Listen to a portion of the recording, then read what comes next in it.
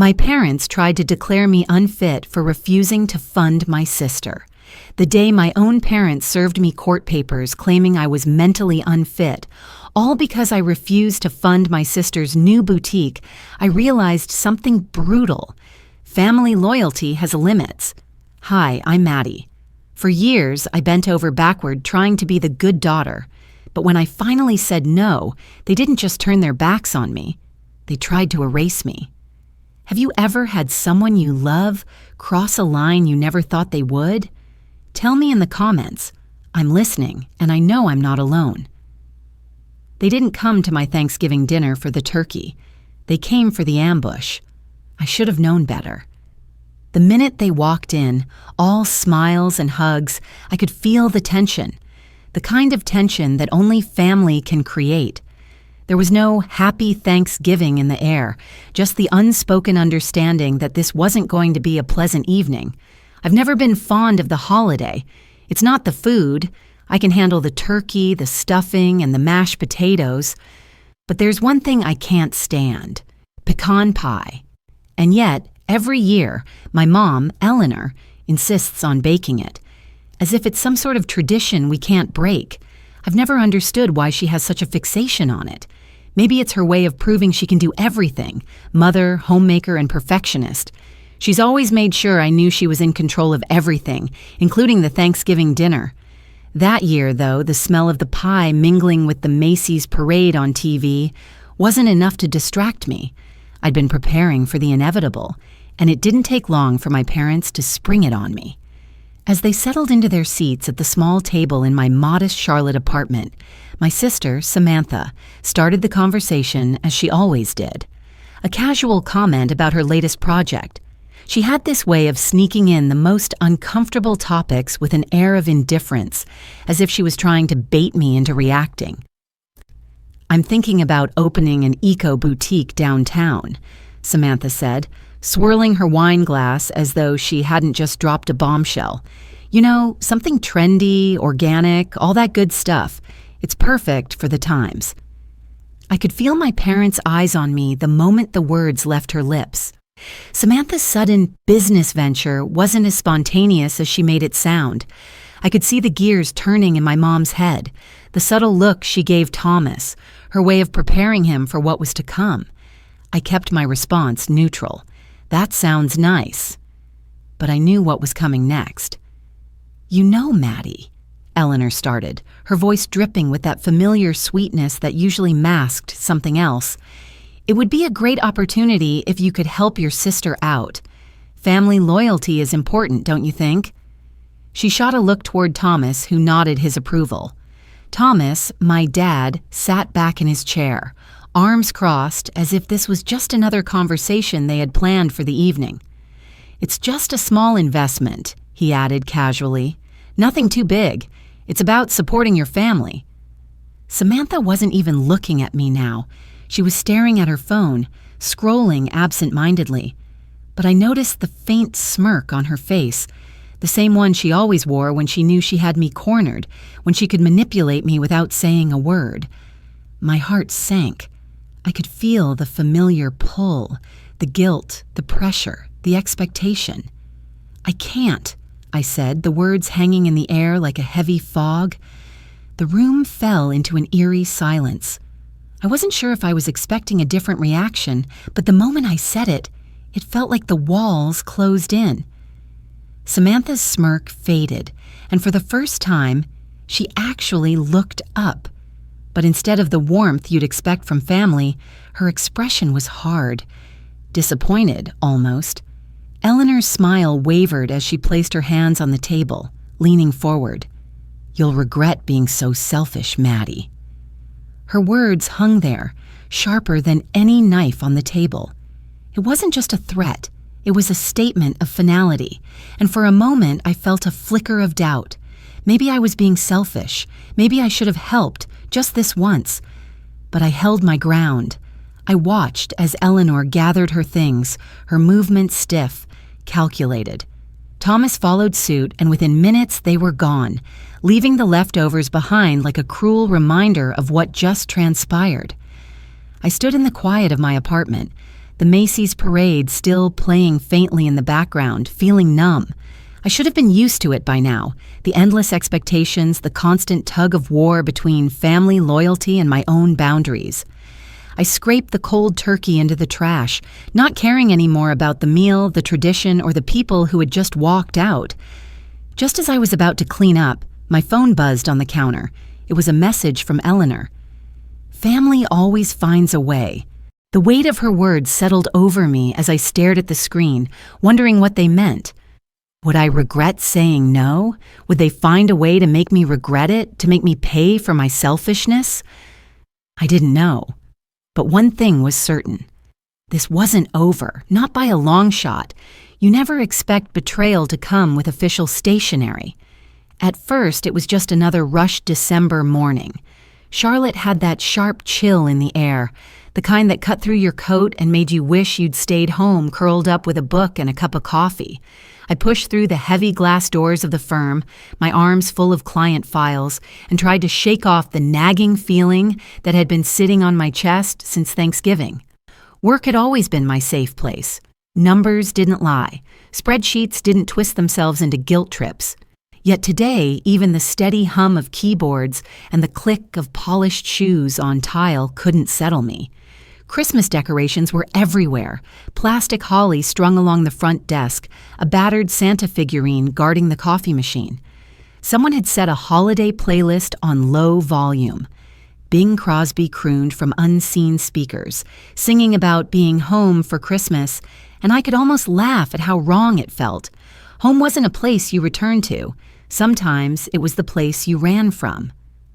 I was halfway through updating a quarterly report when a man in a gray suit and a clipboard tapped on my cubicle wall. "Madeline Carter?" he asked, voice low but carrying. I nodded, feeling my stomach tighten. "You've been served," he said, handing me a thick envelope before disappearing as quickly as he'd appeared. For a moment, I just stared at it. My name, printed neatly across the front, the seal of the court at the top corner.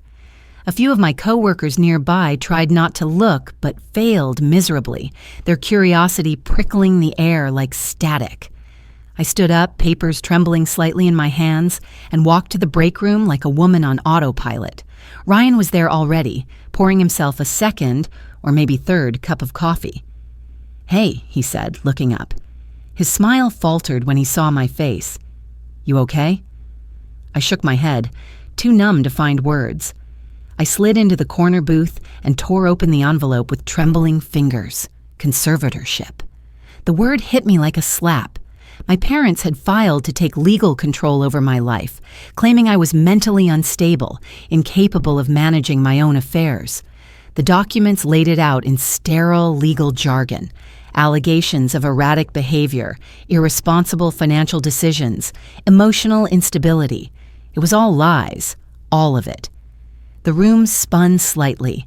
I gripped the table edge to ground myself, focusing on the smoothness of the laminate under my palms. Somewhere behind me, Bing kept singing about snow and mistletoe. Ryan sat down across from me, setting his coffee aside. "Talk to me, Maddie. What's going on?" I pushed the papers across the table toward him. He read quickly, his eyes darkening. "This is insane," he said, voice tight. "You're one of the most together people I know." I gave a small, hollow laugh. Not according to them. The old guilt surfaced again, unbidden. I remembered sitting in the financial aid office my sophomore year of college, wiring part of my tuition money to Samantha because she'd begged me to help cover her unpaid fees. She never paid me back. Worse, when I asked about it later, she cried and told Mom I was being selfish. I ended up apologizing. That had been the pattern my whole life. Samantha stumbled. I caught her. Samantha lied. I covered. Samantha broke things. I paid. And now, they were accusing me of being unstable. "I should have seen it coming," I whispered. Ryan leaned forward. "This isn't your fault." The break room felt too small, the fluorescent lights too harsh. I shoved the papers back into the envelope and stood up. "I need to get out of here." "Take the rest of the day," Ryan said immediately. "I'll cover for you."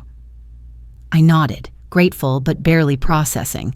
I grabbed my coat, barely remembering to clock out before slipping into the icy wind outside. My apartment felt different when I walked in, like it had shrunk in my absence. The small Christmas tree I'd put up in the corner seemed almost mocking now, its twinkling lights oblivious to the storm brewing inside me. I dropped the envelope onto the coffee table and sat on the couch, staring at it. I reread the documents once, twice. By the third time, the words blurred together, and I had to blink back tears. They weren't trying to help me. They were trying to erase me. The realization settled into my bones, cold and heavy. It wasn't about concern. It wasn't about love. It was about control, about money, about keeping me where they thought I belonged, under their thumb, silent, compliant. Somewhere in the background, the Christmas playlist looped to another song. The irony of Joy to the World playing while my own world cracked apart wasn't lost on me. I stayed there all night, curled on the couch with a blanket wrapped around my shoulders like armor, the envelope lying open on the table like a wound that wouldn't close. Around 4 a.m, just as the first hints of dawn touched the skyline outside my window, I made a decision. They taught me to survive them. Now, I'll survive this. Sometimes your best hope comes from the family they tried to erase. It was Ryan who found her. After a restless night spent flipping through old photo albums and court documents until my eyes ached, I had called him at dawn. He didn't ask questions, just came over with coffee and a look that told me he wasn't letting me do this alone. We sat on my living room floor, laptops open, the Christmas lights from my tiny tree casting a soft, uncertain glow across the room. "You sure about this?" Ryan asked, scrolling through online listings. "I'm not sure about anything," I admitted, "but I can't fight them alone. And Maggie, she might be the only one who understands. Maggie Reeves, the family ghost. When I was a child, Maggie had been a whispered warning. "Don't end up like her," Eleanor would hiss when I dared to question a rule or ask too many uncomfortable questions. She was the aunt who had messed everything up, though no one ever explained exactly how. But I remembered one thing. When I turned 8, Maggie had sent me a real birthday card. Not the perfunctory, pre-signed kind, but one with a handwritten note telling me I was smart and brave and deserved to chase my dreams. Eleanor had thrown it away before I finished reading it. Now I wondered what other truths Maggie might have tried to send me. Ryan tapped his screen. Found her.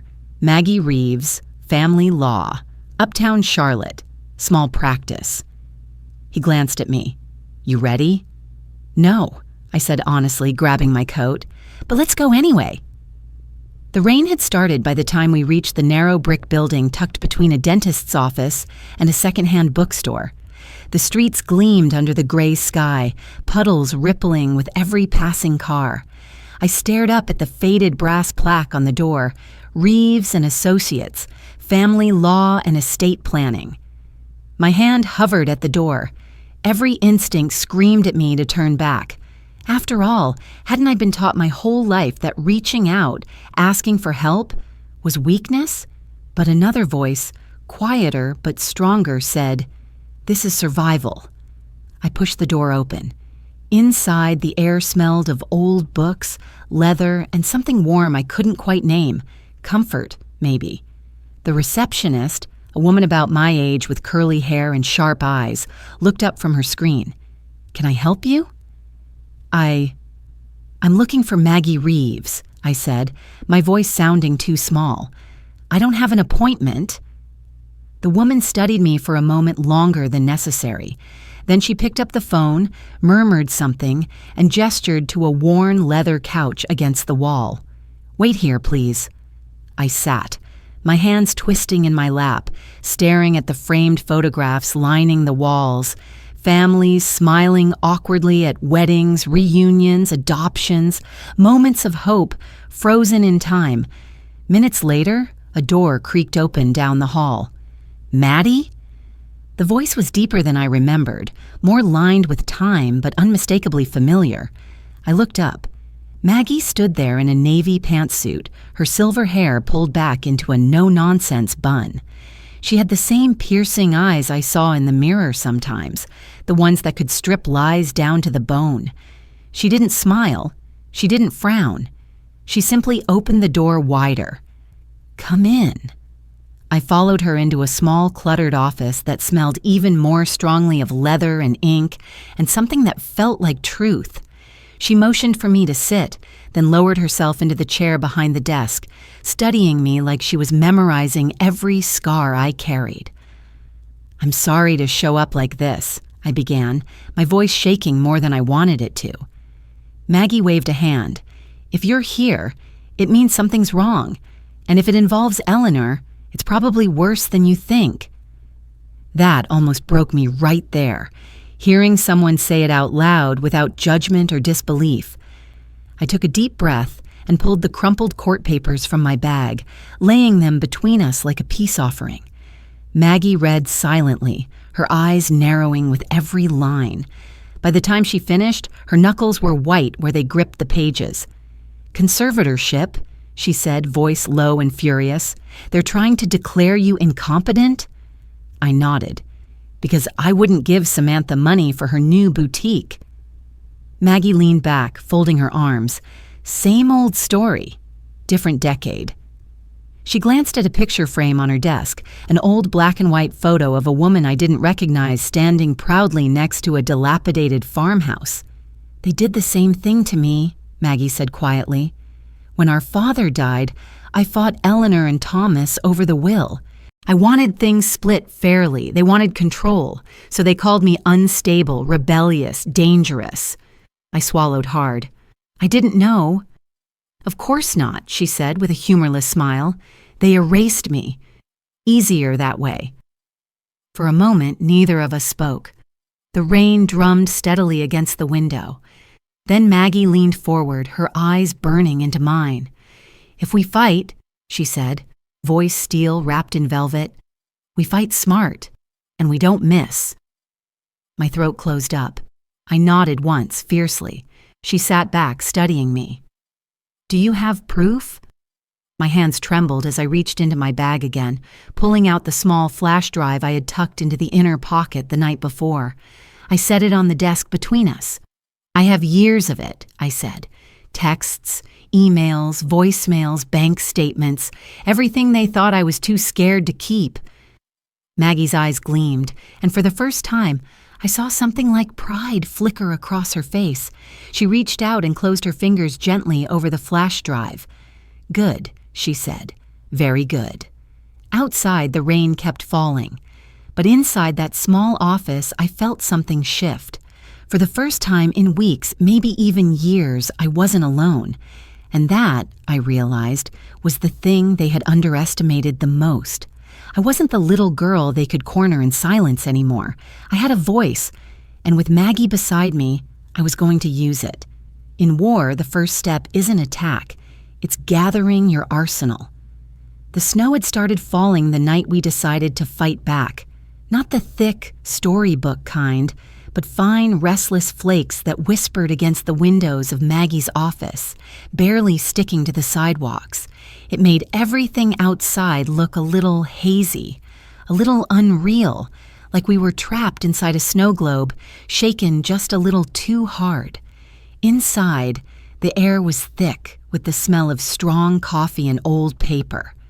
Files were spread across every surface, desk, chairs, even the floor.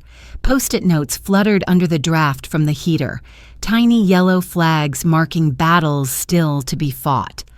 I sat cross-legged on the rug, laptop balanced precariously on my knees, while Maggie paced behind her desk, flipping through documents with the intensity of a general planning a siege. "You have to think like them," she said. "If they accuse you of being unstable, what's their evidence? And how do we destroy it?" The words made me flinch, not because they were harsh, but because they were true. I thought back to all the times I had hidden my report cards, terrified Eleanor would find a B+ and declare me a failure, unstable, a disappointment.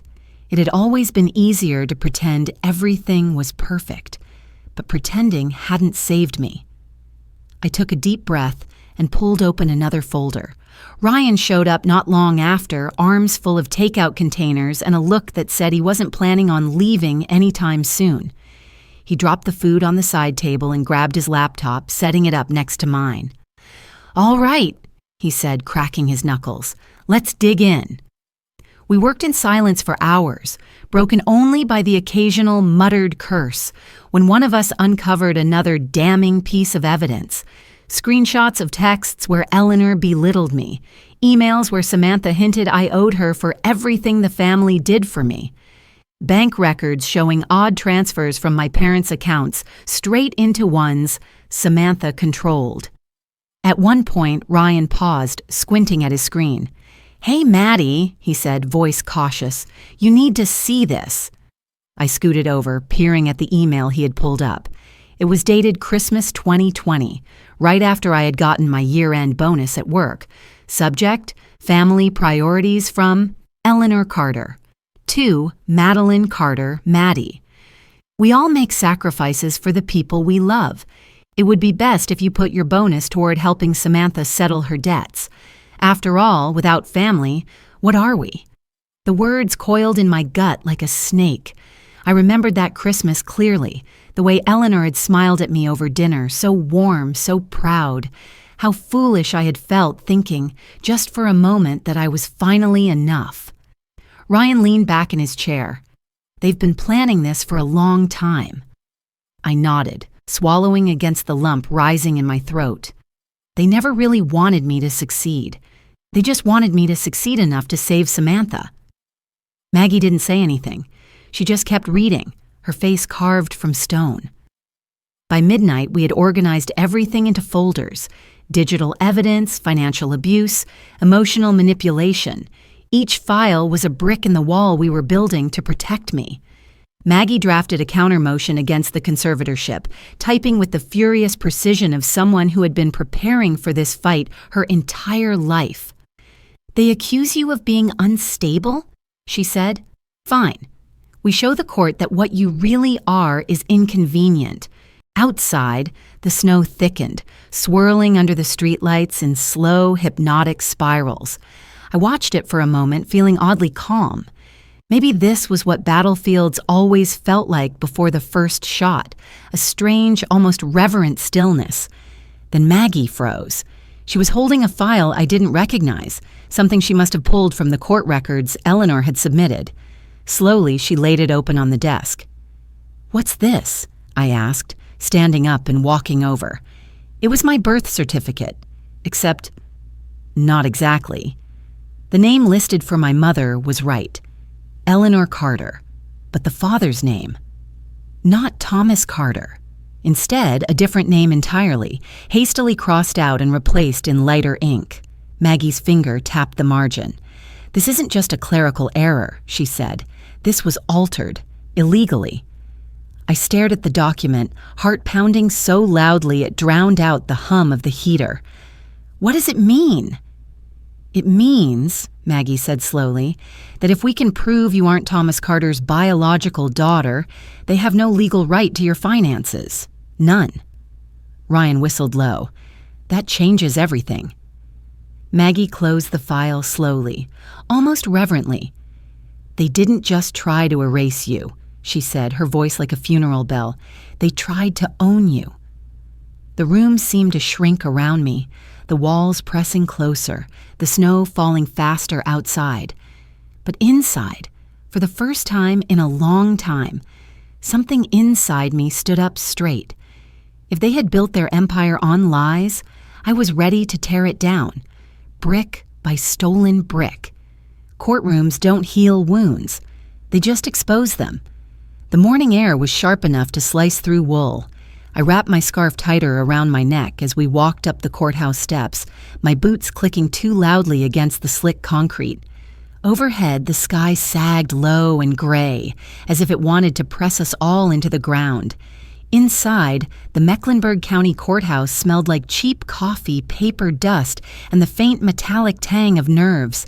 It was a battlefield without swords, only paper and truth, and sometimes lies sharpen just as cruelly. Maggie moved with purpose, her heels striking deliberate rhythms down the hallway. I followed her, trying to ignore how my hands trembled despite the gloves. Ryan and Chloe trailed behind, quiet, steady presences anchoring me to the moment. When we entered the courtroom, they were already there. Eleanor in a too bright red coat that screamed defiance. Thomas rumpled and gray, his eyes darting anywhere but toward me. Samantha, lounging like it was a brunch date, not a legal proceeding that could upend all our lives. I sat down at the defendant's table, feeling the wood cool and solid under my palms. Maggie leaned close. "Stay calm. Let them hang themselves," she murmured. I nodded once.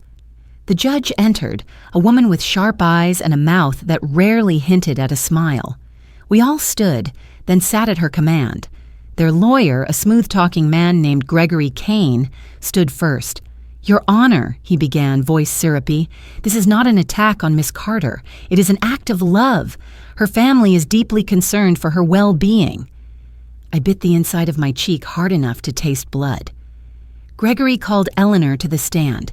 She moved like she was floating, all maternal concern and righteous grief. "We noticed changes," she said, voice trembling artfully, "withdrawn behavior, financial irresponsibility, emotional outbursts."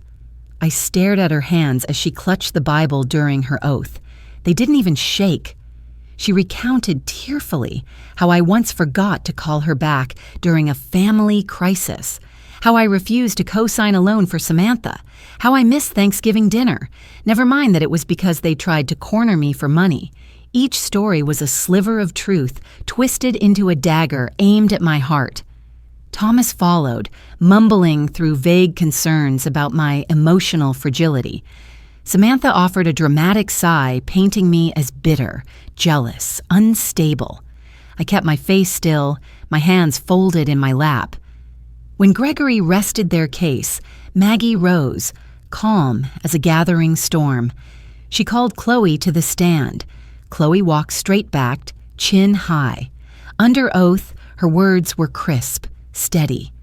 "I worked with Samantha Carter for 2 years," she said. "She constantly bragged about how Maddie paid her debts. When Maddie stopped, Samantha said she'd find another way to get the money." Gregory objected, claiming hearsay. Overruled. Chloe continued, her voice slicing through the courtroom.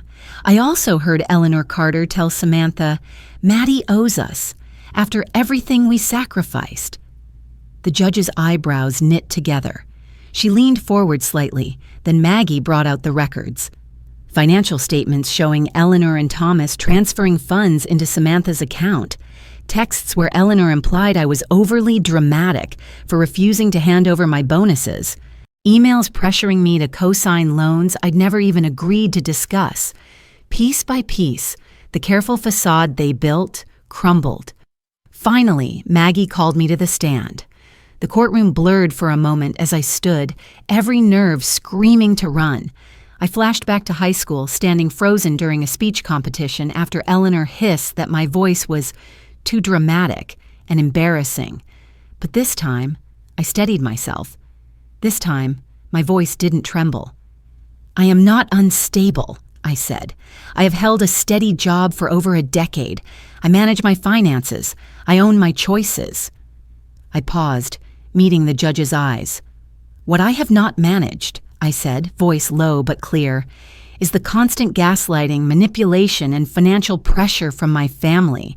Their concern isn't for my well-being, it's for their control over my life." A silence stretched, thick and buzzing. Maggie approached the bench with a final exhibit, the altered birth certificate and trust documents.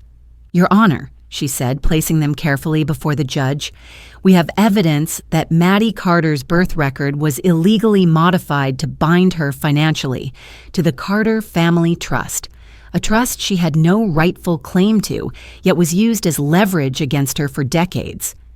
The judge's face hardened. She flipped through the documents, lips pressed into a thin line. This court finds sufficient cause to open an independent investigation into the Carter family's financial dealings, she announced, effective immediately. I exhaled shakily. The sound felt louder than the gavel when it came down. Court adjourned, for now. The hallway outside was a blur of coats and angry whispers. I made it halfway to the exit when I felt Eleanor's hand clamp around my wrist. "You'll regret crossing blood," she hissed, her breath hot against my ear. I turned slowly, prying her fingers from my coat with deliberate calm. "I'm not yours to bleed dry anymore," I said. She recoiled like I'd slapped her. And for the first time in my life, I didn't flinch. Freedom doesn't feel like fireworks. It feels like standing very still and realizing the storm has passed. The courthouse smelled cleaner that day, like someone had cracked a window and let spring blow in. Outside, cherry blossoms were just beginning to unfurl along the sidewalks, tiny bursts of pink against the stubborn gray of the stone buildings. I stood in front of the judge's bench, my hands steady at my sides. Maggie stood to my right, calm and unflinching. Ryan was somewhere in the gallery, pretending not to look proud. The judge read the final ruling in a voice clipped and decisive. "The conservatorship petition is formally dismissed with prejudice. Financial sanctions are levied against Eleanor and Samantha Carter for their misconduct. The respondent, Madeline Carter, is free to pursue independent legal action if she chooses." A pause, a glance at me. "And upon request, the court grants the petition for a legal name change. Madeline Carter shall henceforth be known as Madeline Reeves." I didn't move for a beat. I just let the words settle into my bones like sunlight after a long, brutal winter. Maggie nudged me gently. I stepped forward, signed the documents with a hand that didn't even tremble, and felt the final chain break, not with rage, but with peace. Reeves. A name I chose. A name built not from obligation or guilt or bloodlines, but from the quiet resilience of someone who refused to disappear. As we exited the courtroom, I caught a glimpse of Eleanor and Samantha standing off to the side, their faces unreadable. Samantha fiddled with the strap of a purse I knew she couldn't afford without someone else footing the bill. Eleanor's mouth was set in a tight, bitter line. For a moment, Eleanor's eyes met mine. She took a step forward, hesitation flickering across her face. I turned away. Not with anger, not even with sadness, just with the understanding that not every wound needs reopening. Outside, the city buzzed with the energy of a new season. Vendors were setting up stalls with fresh flowers. A busker played a bright tune on a battered saxophone. Somewhere nearby, someone laughed, a sound so light it made my chest ache in the best way. Maggie clapped a hand on my shoulder. "Feels different, doesn't it?" I nodded, breathing in air that felt somehow sharper, cleaner. Ryan sidled up holding 2 coffees and a pastry bag. "So, when's the memoir coming out?" he teased. I laughed, a real laugh, the kind that bubbled up without permission. "Give me a minute," I said. "I'm still getting used to writing my name." Maggie grinned. "Start with that. The rest will follow." Later that afternoon, I sat cross-legged on the floor of my new apartment. It was smaller than the last one, but lighter, airier. There were no heavy drapes or dusty heirlooms weighing it down, just shelves waiting to be filled with books, walls waiting for pictures that meant something. I sifted through a final box from my old life. High school trophies no one had attended ceremonies for, cards signed with obligatory love, a photo of me at 10 years old standing stiffly next to Eleanor at some long-forgotten school play. One by one, I placed them in a donation pile, not with bitterness, not with grief, just release. There were some memories worth keeping, but they lived inside me now, not in things. As the sun dipped low, casting long golden beams across the wooden floor, I tucked one last item into my bag, a small paper crane I had folded years ago during a lonely afternoon at summer camp. I carried it down to the little creek that ran behind my building, the water chuckling softly over smooth stones. Kneeling at the edge, I placed the crane on the surface. For a moment, it floated, weightless and sure. Then the current caught it, pulling it gently downstream. Not broken, just folded into something new. I stood up, brushing my hands off on my jeans. The city lights flickered to life around me, and for once, they didn't feel like beacons I could never reach. They felt like invitations. I stepped onto the bright, bustling street, no longer tethered to a past that never loved me the way it should have.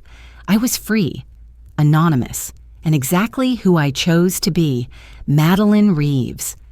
The day my own parents served me court papers claiming I was mentally unfit, all because I refused to fund my sister's new boutique, I realized something brutal. Family loyalty has limits. Hi, I'm Maddie. For years, I bent over backward trying to be the good daughter. But when I finally said no, they didn't just turn their backs on me. They tried to erase me. Have you ever had someone you love cross a line you never thought they would? Tell me in the comments. I'm listening, and I know I'm not alone.